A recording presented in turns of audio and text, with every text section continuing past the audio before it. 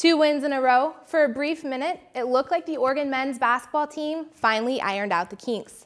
Last night proved that wrong. The Ducks struggled to keep up with USC on the road last night, falling 80-66. With the loss, the Ducks are now 2-15 in conference play. The difficult season created a buzz among fans and speculation in the newspaper that head coach Ernie Kent's career here at Oregon could come to an end. I had a chance to discuss Coach Kent's future with Register Guard writer George Schroeder. This has been a difficult season for Ernie Kent and his young team. Do you think it's what people expected? Whatever people expected out of the season, they didn't expect this. And so I think horrendous is probably the right way to talk about it.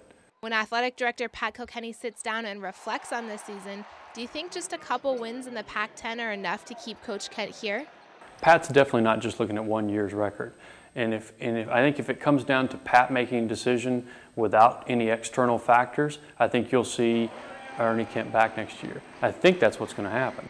How much influence has Coach Kent had on bringing the new arena to Eugene? His program is the reason that we have this arena being built here in Eugene. And I think that's something that has to be thought of. Because Coach Kent has been a contributor to bringing this new arena to Eugene, does he deserve to stick around and coach in it? I'm not advocating that Ernie Kent deserves the right to coach in the new arena, because that's 2 seasons off. What I'm saying is he deserves the right to coach next year, and they've got to be good next year.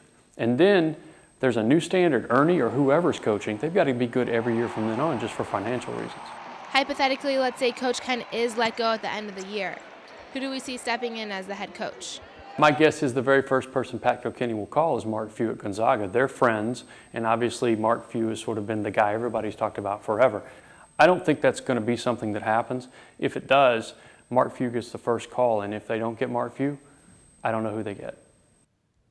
The Ducks will look for a 3rd Pac-10 win as they take on UCLA on the road tomorrow at 12:30. The game can be seen on ABC.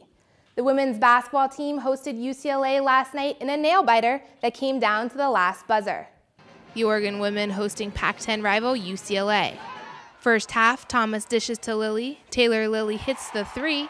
The Ducks trail by 6, 27-21 UCLA. Late in the second, the Ducks playing a game of catch-up. Nicole Campa hits the jumper, tying things up at 67. Taylor Lilly comes up with the big steal, moves past UCLA inside, and pulls Oregon ahead 69-67. UCLA takes possession after a 30-second timeout. With 4.6 seconds to play, Morris sinks the long ball just as time expires. UCLA wins by 1 with a questionable double dribble on the winning shot. UCLA moves past the Ducks 70-69. Oregon coach Bev Smith comments on the winning shot. I have to look at the film, but you know, there's a questionable call there that maybe was missed, and then she hit a half-court shot. I mean, 10 times she takes that shot, I'm not sure she hits them, and you know, there's a lot of different things we could have done, but I can't fault our team. They did exactly what we asked them to do coming out of the timeout, and you know, that's just a shot that we'll remember probably for a while. The women's basketball team will have a chance to rebound from the disappointing loss as they host USC Saturday at 12:30. Baseball has a 4-game series here at home this weekend, and the women's lacrosse team plays at home this weekend as well. I'm hoping we have some nice weather for spectators. We'll check in with Jacqueline after the break.